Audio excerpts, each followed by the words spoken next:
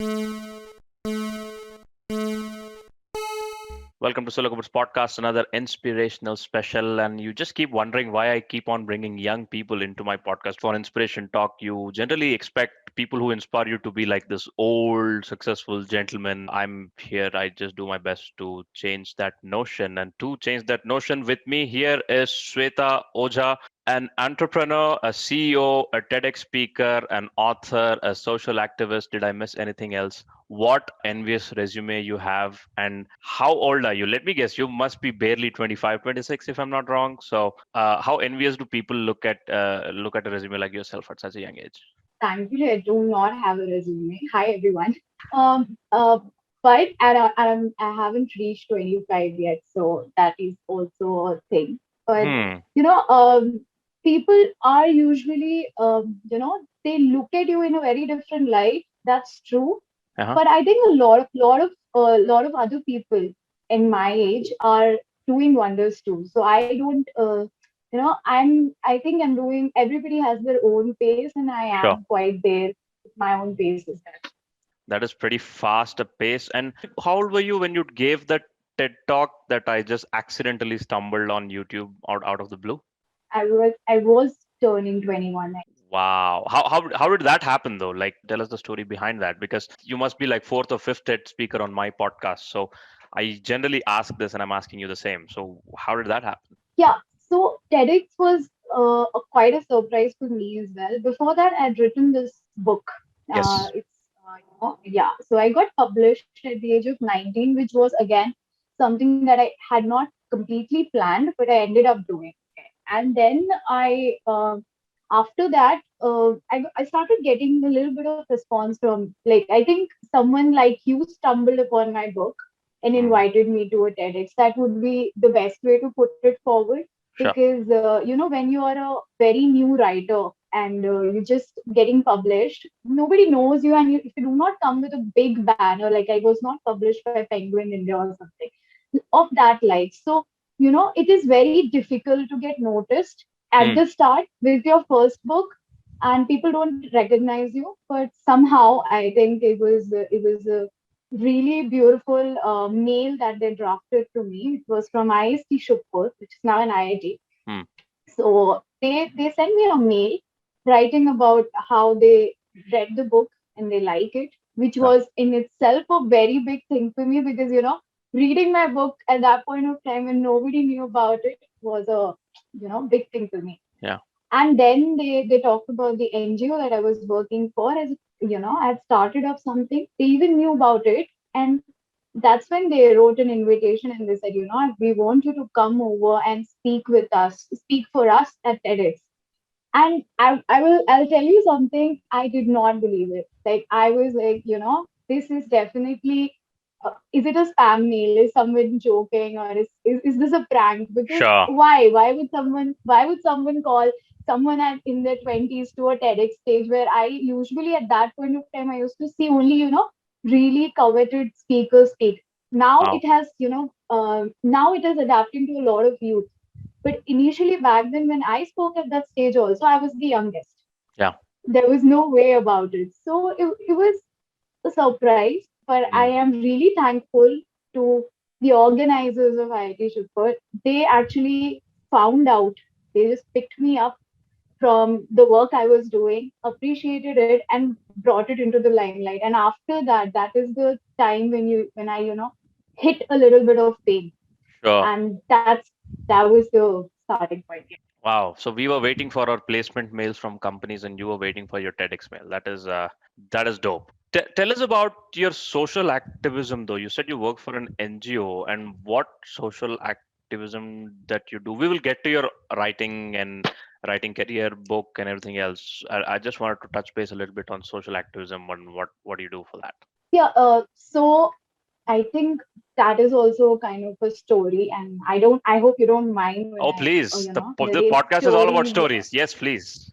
Yeah, You're a exactly. writer So after all. I am, yes, and I am a huge fan of podcasts. It's just that I'm not very camera friendly to, come over, but No. I'm glad that you've invited me over and we're having this talk. So this was also very interesting. Okay, Hmm. I remember we were in the 12th standard or something, and the typical, I am from Calcutta, and we used to, hang out in maybe CCD or something like that. At that point of time, it was a big deal to, Uh, hang out in CCD and you chill same. and all that. Yep. So yeah, yeah. So now it's nothing. Now it's like CCD is for every kid out there. Sure. And it's not even, and it's not even famous. Like Starbucks has taken over completely. Yep. But yeah, at that point of time, it was a big deal. So we used to sit, and I remember we were like two, three of us, and we were Mm. discussing about something just randomly, and we Mm-hmm. saw these two people, two beggars basically, and we always see two beggars or someone on the streets asking for some food or money, and we Right. had happened to get them eat. Sure. So then we were talking, and the bill came out to something around, I don't remember. It was like two K or something like Sure. that, and that's when it hit us that we actually gave them food in like 100 bucks, and here we are drinking coffee worth 2,000 rupees, which is which was a realization for us, because we were like, uh dude, we should do something. Yeah. And yeah, so we started having this fundraiser. We didn't know that what is a fundraiser. Okay, Uh-huh. now it's called a fundraiser. At that point of time, it was like everybody give money from your pocket money, what you get, and let's Sure. just do something. It was like that. So we started. We used to take 100 rupees or 200 rupees from people, like all of us. I used Uh-huh. to give 100 rupees, I remember, and we started accumulating money, and then we started going to these orphanages, then Anganwadis, which is Yeah. a concept. Yeah, so there, and even old age homes and all. Then we started realizing that these orphanages, old age homes, they do not lack money and gifts. It's not like people are not coming here, people are not giving them gifts. It's not like they're sleeping hungry, because it's an organization.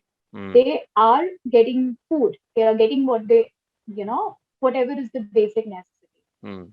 Later on it started, and we ended up having a lot more of volunteers, because we understood the fact that volunteer based work is missing. People Sure. have the money to spare but not the time to spare. Mm-hmm. So we rapidly started shifting to this volunteer based organization, where we started going out and helping, like whatever work we could do. We used to actually work. We used to Mm. work Mm. whatever work we could do, and even in fact we've celebrated our birthdays. We would go actually sing and dance at an old age home, because Uh-huh. that's the kind of, yeah, we've done that. We've played the guitar, sang along, and we've talked to them what the kind of you know requests. I still remember I was at this old age in Calcutta, Mm-hmm. where I was talking. We were just sitting and we were preparing a little bit to celebrate, just for a sake, no birthday or anything, just Uh-huh. celebration. Yeah. That yeah, we're here to meet. And I remember there's this lady who walked up to us and she said that you guys should, if you plan to sing, you guys should sing this song called Gori Tera Gao Bada Pyar. Okay. So and then we had to Google the lyrics of it, sing that and put this whole thing, and they danced and they had a lot of fun. So yeah, the experience of it, the time spending, the whole thing that I get from this whole experience, and till now what I've been trying to do is, Uh-huh. money, yes, is important. We do raise funds. We're not saying we're a zero fund initiative like any Sure. other NGOs. Yeah, but we do raise initiatives. We have fundraisers for things that come up Mm-hmm. that need attention, but we are also What's mostly what's volunteer the based. name? What's the name of your organization? it And it is called Savera. okay, So when we started, I know it, it's a it nice name. sounded a little cliche. Yeah, Yeah. it sounded a little cliche back then, like a new morning. Yeah. But yeah, that's how it appeared to us. That's Sure. how we saw it. So yeah, we named it Savera, and it is still going on, and we So keep right going now, on. how many cities is it spread across? Is it limited to like Calcutta or is it out there? So it is limited to Calcutta, Right. because we started from there. We are still there. We have not grown up like magnanimously, and we've you know we are a bunch of Sure. youth, like people like us. Right. But I have plans to expand it here in Bangalore since I'm here. So Hmm. I've already been working on it. And although it is a Calcutta based organization, it does take up volunteer works and networking in other cities as well. Right. In case of any sort of emergencies that happen, we Hmm. do team up with other organizations and help. Like we've teamed up with different sorts of organizations, and we've helped in whatever necessity is required. At the age of 21, 23, I was just betting on IPL matches, and here you are. I'm like, I'm kidding. I But am sure you're kidding. no, I didn't. I was certainly not going around helping people, that's for sure. Along with these, at that very young age, you were also writing. So, how did that start? So, were you like a massive reader? I hear people from Calcutta are like, they read a lot. Is that a cliche or is that true? Tell me about your fascination with literature. So even if it's a cliche, it is true in my mind. It is a cliche because obviously not everyone is reading and not everyone is Sure. a singer. I keep hearing that, people from Calcutta can sing, but I can't.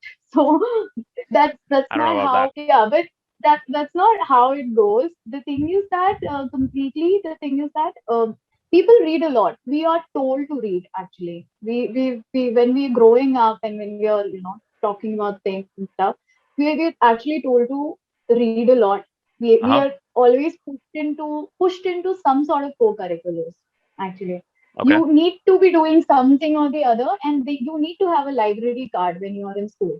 Okay, Hmm. so you need to start up and you need to start working on. You need to have a library card. You need to get one book and read it or don't read it. But schools have that mandatory. So that is one small cultural thing that the school also inculcates in us.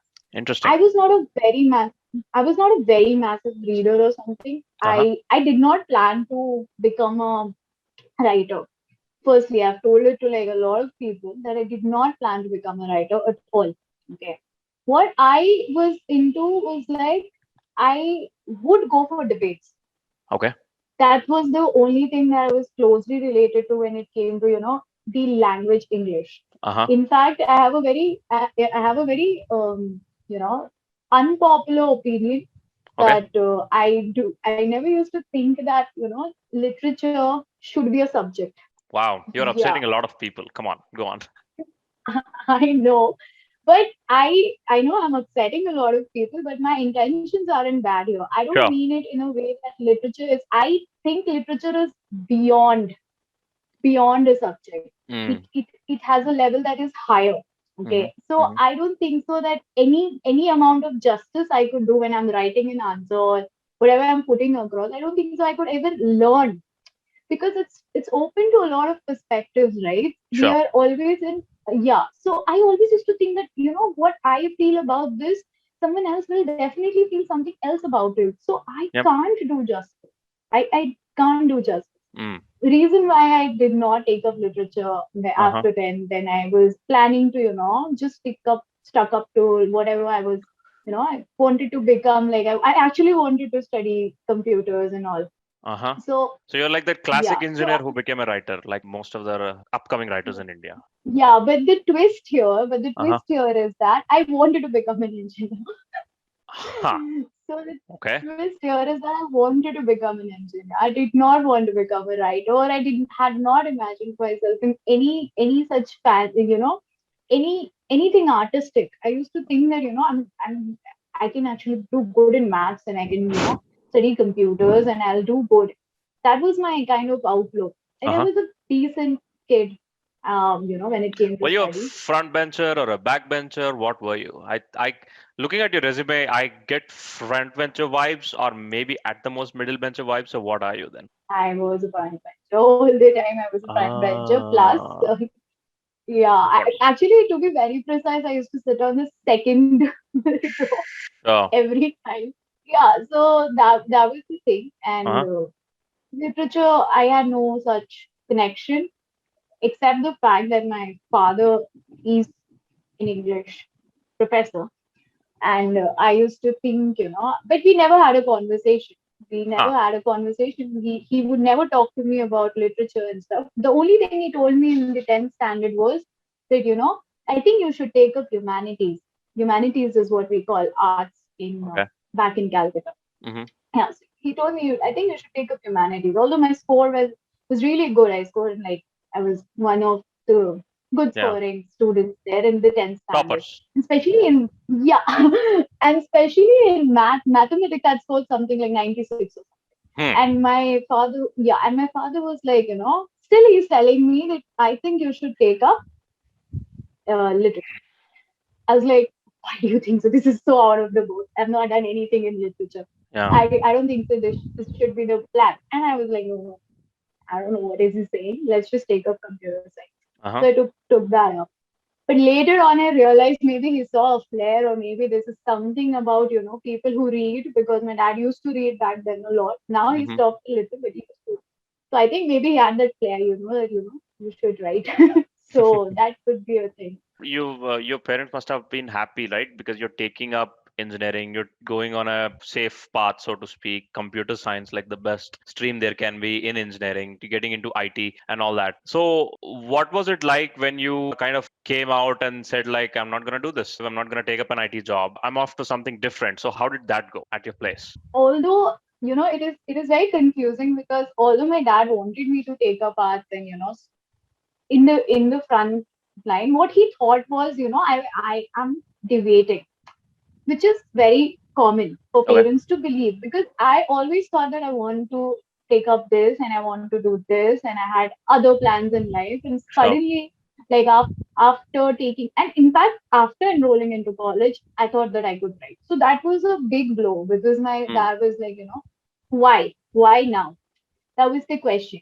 But he was very supportive when it came to writing the book. I Mm-hmm. had not told anyone when I was writing the book. Sure. Okay, the sheer there was no pressure. I know that they would have taken it in a very good light, Mm-hmm. because they are themselves teachers, and they themselves know understand, right, the value of language and literature when they are teaching that. My mom is also like a Hindi professor, so she teaches Hindi, so Uh-huh. they'll understand. I used to think, but I did not tell them. I used to Mm. write and everything. By the end of something, I was a little closer to mom to say that to her, that I've written something. And Mm. she's like, okay, she's written something. What is that great about it? She's Mm. written something. Okay.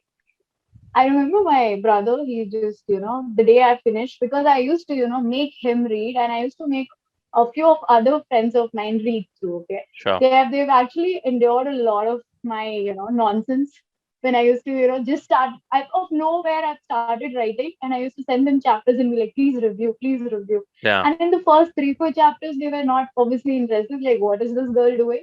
Yeah. But later I remember, after some time, they were like, do tell us what happens next. So from that to there, it was a good journey, and Sure. I am grateful to my friends who, always did read it, and my Right. brother. So at the end of it, he went and he got this book. What he did was, at that point of time, we had these, cyber cafes and printouts. No, none of us, like, I don't remember. I did not have a printer at my place. Sorry, No one maybe had. somebody. Yeah. Yeah, maybe some of our classmates did, but I was not one of them. Sure. And so my brother, he went to the cyber cafe. I'd shared in the PDF, and I don't write. I Mm-hmm. type even now. Yeah. Although that is also something that people find amusing, because they think writing is better.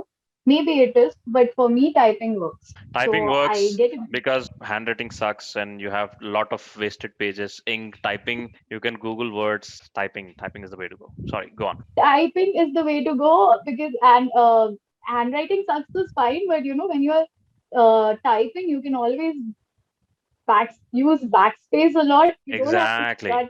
I don't like that And the part about writing. computer takes care of the spellings, it takes care of the grammar. It lets you can Google the dictionary, you can Google the words or the convenience. Yeah, definitely you can. But the good thing that we've actually developed, and it helps also, you end up Totally. developing your vocab and improving your grammar and stuff. So Sure. yeah, he went and he got this printout, Mm. and he was like, this is it. And he got it and he gave it to my dad, and he was like, my sister wrote a book. That's Hmm. how he said it. He just got this huge pile of papers, and he gave Huh. it to my dad, and my dad had no clue what I'm doing. I used to write in the night, sleep for 2 3 hours, wake up and go to college. So I would be like in that kind of Jeez. a zone. Yeah, I'd gotten addicted to it, to be very honest. Uh-huh. I started finding solace in it. I was like, Uh-huh. oh, this is really cool. I like this. Hmm. So started doing it. So he just got it and he gave it to my dad. He was like, nothing. He just gave it to him. My dad was overwhelmed actually. He really liked it. I was like, okay. Wow. He got it. English Yeah, professors are hard to impress. that's true. He still criticizes my writing all the time. So Oh, that's true. for sure. He went and he put there like वो भगवान जी को चढ़ाते हैं तो Hmm. वैसे किया and then he was like okay fine but then he brought this question to me that Mm-hmm. if you had to write this then why now what is your plan do you want Uh-huh. to drop this do you want to drop your studies take up literature waste a year you want Hmm. to do something else I Hmm. don't think you're into this and stuff that's when the conversation started, when the confrontation started, and Huh. I wasn't doing really well in studies too. I Oh, was my grades had gone a little down classic. later. I Yeah. think, thoda, obviously it had happened. So when I was like, you just drop and you just apply to some other institute and get into literature. Sure. I still did not agree to him because I was really keen into learning what I was learning. Hmm. Although my grades had gone down, I really wanted to learn programming. I mean, that is something I really wanted to do. Wanted to learn programming. I wanted Uh-huh. to do good in mathematics for some reason. I had that thing for myself. It's like, no, I want to do this. And I also want to do this.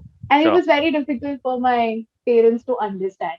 Hmm. But later on, with time and the book got published, and you know, I started getting a lot of a little bit of appreciation here and there. Huh. Once the book got published, I was clueless. I was like, now what? What's next? What do you do after a book gets published?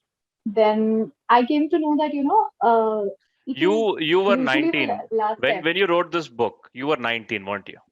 I was 17 something when I started writing the book. Uh-huh. Finished it by 18, but I went on to publication by 19.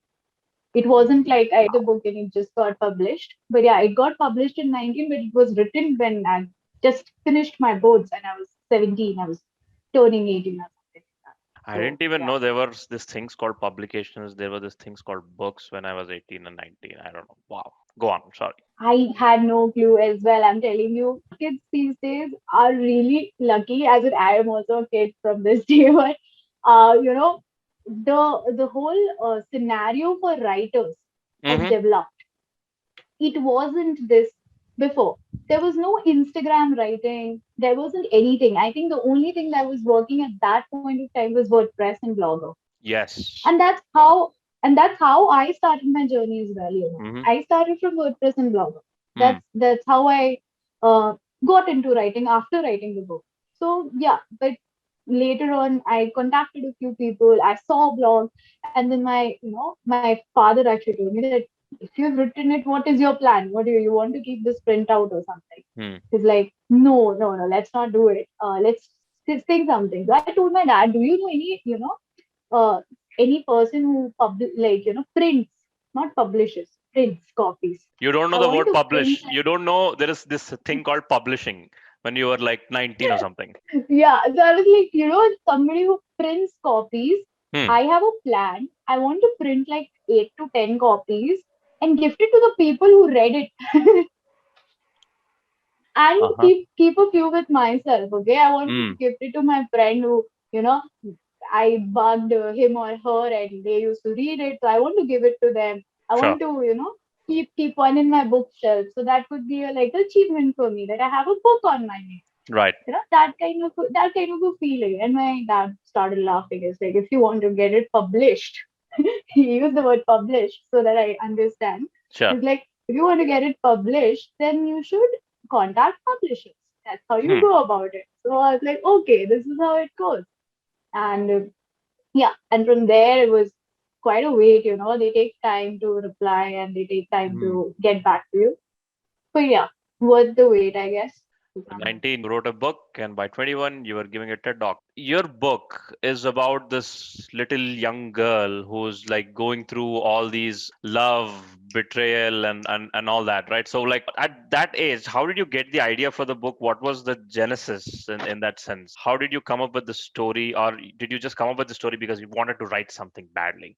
No, no, no. I had a story in mind. Uh huh. So yeah, I was born. I had just started. I just got this whole thing of writing short stories. Sure. I was like, let's write because we had it in our papers Mm-hmm. in ISC board. We have this whole thing of like a 30 marks in for that story. You write a story or you write an essay.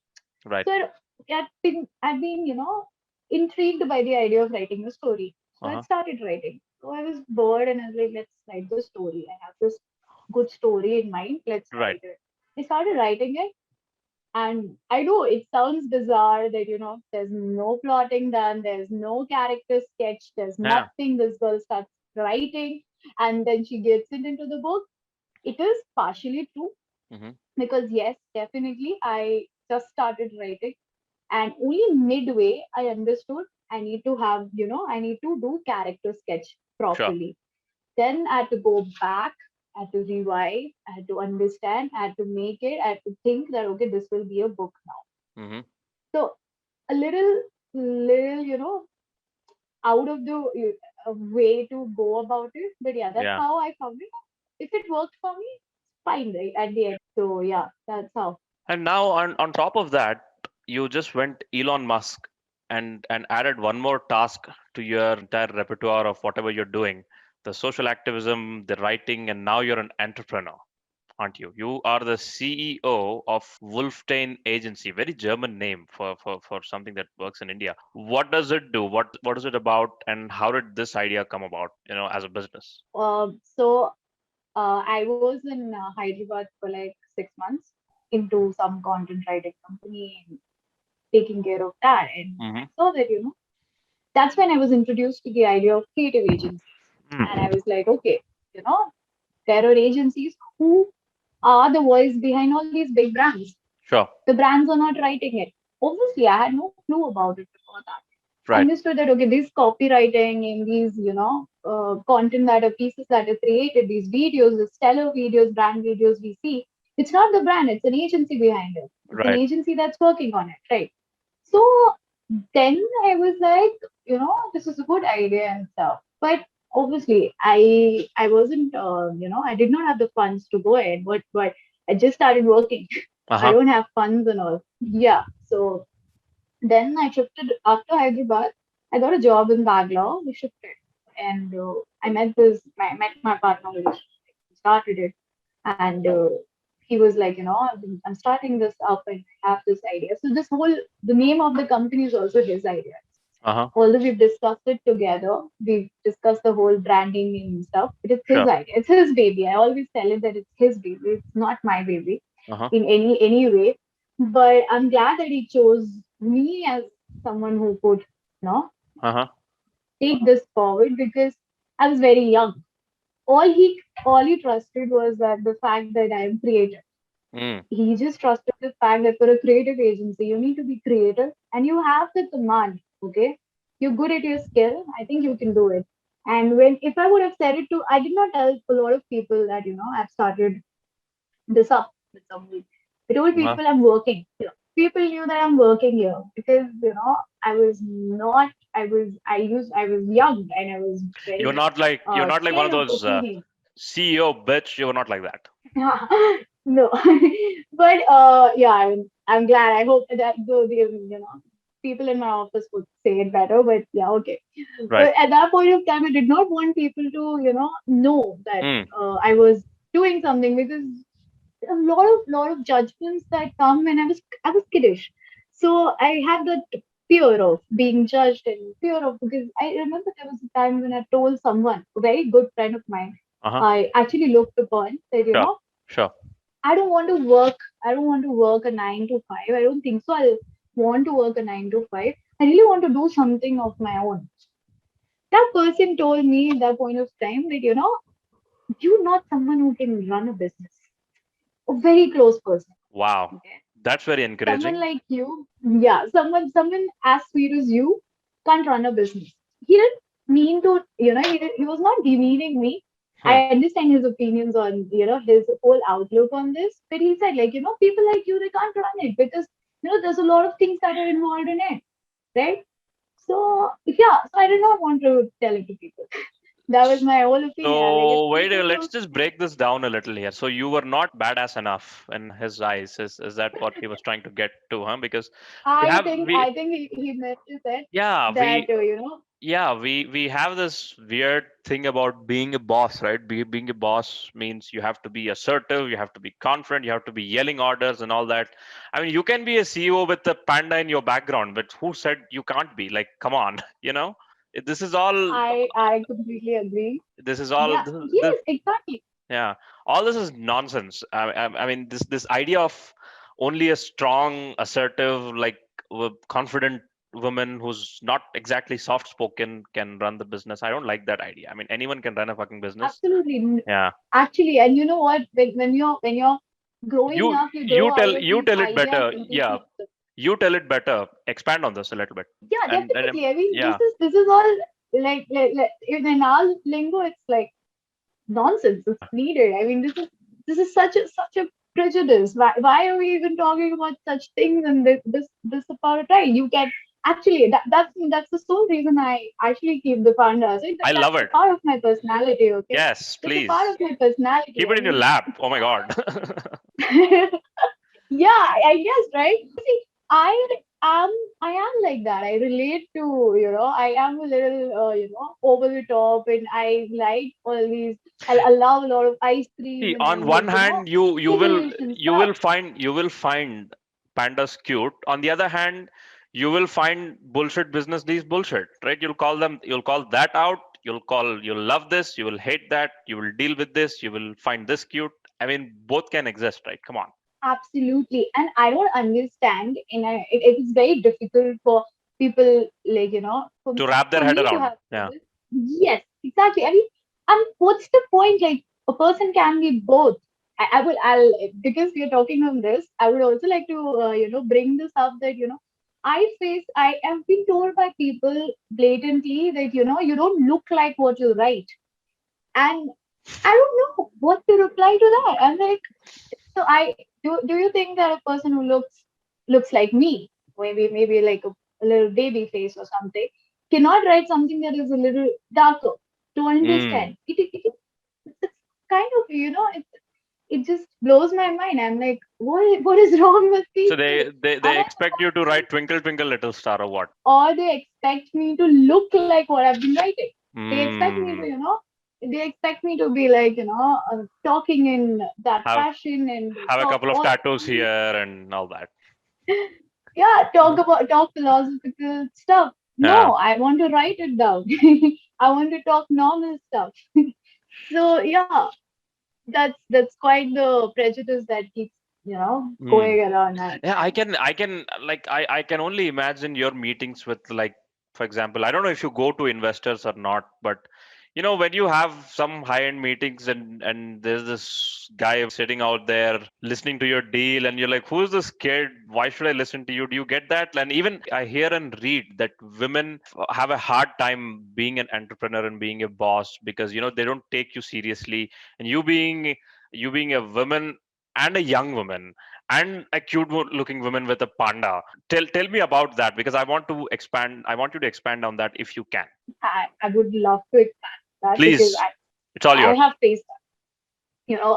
The person with me who he's a little older, Sure. and there was a time when there was a time when he used to go and talk to people Hmm. because people would not take me seriously. I mean, they would. I have had a meeting once. I remember have had a meeting once with someone, and I was sitting there, and then that person was like, why? I mean, I want to talk to someone. And yeah, I'm the person who's responsible. It's like, but who are you? At that point of time, I was holding the CMO position of my company. I said, Sure. I'm the chief marketing officer of the company. Uh-huh. It's a creative agency. Who else would you talk to? Like, literally, that was the whole thought running in behind my mind. I was like, who else will this person talk to? Sure. I was like, want to talk to someone who's more experienced. I was like, okay. And I was sitting there, I was like, okay, fine. You want to talk to someone who's more experienced, but Mm-hmm. what is the case? You're here to tell me what you want, and I'm here to give you a solution. In case you don't like the solution, then you have to put it on. He was not interested. He was clearly not interested in having a conversation with me. And I think we just had a conversation for 5 minutes, and I was like, okay, so let's not go ahead. I went back and I used to think about it. Yeah, things like this happen. It's, Mm. it's bizarre. It's bizarre in this thing, but things have started becoming better. Once you start, you know, making a mark in the industry, they don't have any other option. They're But it very is harder blunt for here. you to make a mark than, say, an experienced man. Absolutely. I do not disagree. I do not disagree. I mean, I have really good, friends and really supportive business partners and like people, colleagues, and everyone who are men who are more experienced. And because of them, they have, pushed me to go ahead. But Mm. I am sure they will understand when I say this that it is easier for them. They will Yes. understand. I'm guessing they will because they've seen it. They've seen it firsthand. I just a small example. I think I started wearing. I started dressing up to look a little more mature Uh-huh. for some time. I had that whole thing vibe about me.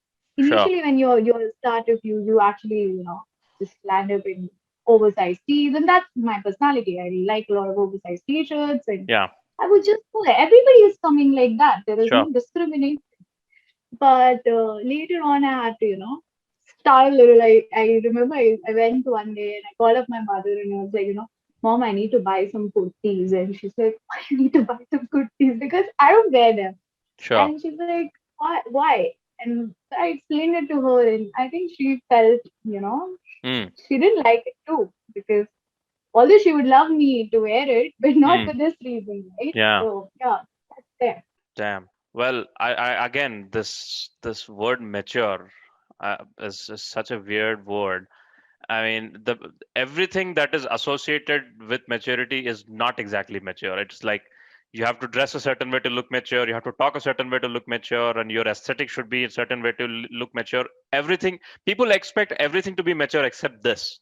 This is what that matters, right? This, if this is not mature, Absolutely, if absolutely. this is not mature, what's the point of looking like investment bank CEO in a corporate dress? So like, What's the point of, wearing those fancy coats and yeah, the ties and suiting up and when you can't present yourself? It's exactly. all here and it's all in the way you convey yourself. That's it. That's Hmm. all that matters. And with it is difficult. It's difficult. People don't get it. But Yeah. yeah, but then there are This is people who this do is get the it also. weird problem that women face, right? Like if you're soft, they don't take you seriously. If you're hard, they'll dismiss you like you're arrogant and too confident for my taste and all that. Yes, actually, and you're expected to be a certain way whenever Hmm. you introduce yourself as someone. Even if you introduce yourself as a writer or a podcast host or someone who's running, you expect it to be a certain way, and that is something that I don't get. I mean, I am a very different person when I'm all by myself with my friends, but Hmm. then that doesn't mean that I cannot be doing what I'm doing at my workspace. Sure. One more myth I want to bust is like people who work in 9 to 5 always dream of having their own thing, because the dream is that when you have their own thing, they can just take vacations at their will. They just don't have to work. They just don't have to listen to anyone. And explain this and break a few myths that, dude, when you're having your own stuff, you are the one who's taking the least of all vacations. You are working for your investors is your boss. It is better to have a normal boss than an investor boss, believe me when I tell you that. And That's what true. what what what other myths you want to bust to the 9 to 5 folks like us who want to have their own thing? No, see, 9 to 5. There's this one thing that I think I've written about it also, and my TEDx also told it. Mm, You know, trying to be different. This whole thing.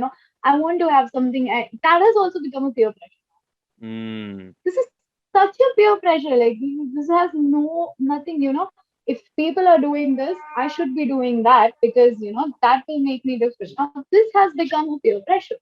Why? If people are doing this and that fits your shoes, you do that. It's so simple. Like when I was studying, a lot of people were doing what computers, but Sure. right, it fit me, so I'm doing it. A lot of people are doing 9 to 5 because it fits them. It's not like they're not capable to run a company. I believe everybody is capable if they have the determination, the will to Mm. go ahead. Mm. Mm. You fail, you learn. Everybody is capable. There's Sure. nothing, nobody who's not capable enough to do something that they absolutely love and have passion for. Mm. You will find a way. So many people who are doing great in the 9 to 5 jobs is because they just want to work 9 to 5, Right. right? And once you get into the entrepreneurial, scenario, it's a lot of hustle. It is a Yeah. lot of hustle. Even if certain things can come easier or certain, even if you have a lot of sources and stuff, also it doesn't work. Honestly, at the end of the day, it's your business. You have to, brainstorm, get your ROI and everything that is up to you. So it's a lot of work. And you work like even at 2 in the night. You Yeah. can't sleep. There are days where you can't sleep. You'll be like, how do I I get over this? I always tell my friends who are dream of getting out of 9 to 5, like, dude, here you're working 9 to 5. If you have your own company, you will also work 9 to 5, but the 5 of the next morning. That's so true actually. We have done that. I have done that. I will not deny it. You work late. You work Yeah. late. You work throughout the night. You work around the clock. You have something because everything is yours, right? Everything is yours. Whatever you are earning, whatever you're losing, the employees, their satisfaction, the kind of work, everything is yours, right? And this It's like anything, you're it's responsible. like your own child. It's the company that you own. It's your own child, and there is no off. Like when you have a kid, there is no week off. You cannot log off from your kid at 5 o'clock, right? It's your kid. It's always there with you. You'll always think about it. It's your responsibility 24/7. That's exactly what you are completely, you know, that's this responsibility that you're adding to yourself. Obviously, in a 9 to 5 job also you have a lot of responsibilities as per your Yeah, positions but and that stuff. ends at 5 But p.m. yeah, it does end at 5 p.m.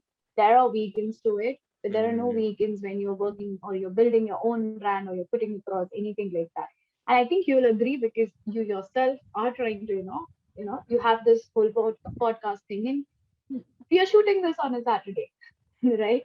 So exactly. when you are trying to build something for yourself and build a brand out of yourself, it's all just there are no weekends, there are no holidays. What is your future vision though? Are you the kind of person who plans and like, okay, in 5 years time I'll be here, in a couple of years time I'll be here? How do you take your future planning in that sense? I am a person who does plan, but does not plan too long. Okay. I plan for like I set goals for myself. Mm-hmm. I have this I think at the age of 19 itself or something, I started writing the book. Sure. And the first time you hit a kind of self confidence that Mm. you're worth things in life, you start dreaming about more. Yep. That's what happens, right? It's just natural. So Sure. at that point of time itself, it started, penning down and making a list of things I want to do. So I Mm. wanted to become a CEO by the age of 25. My list.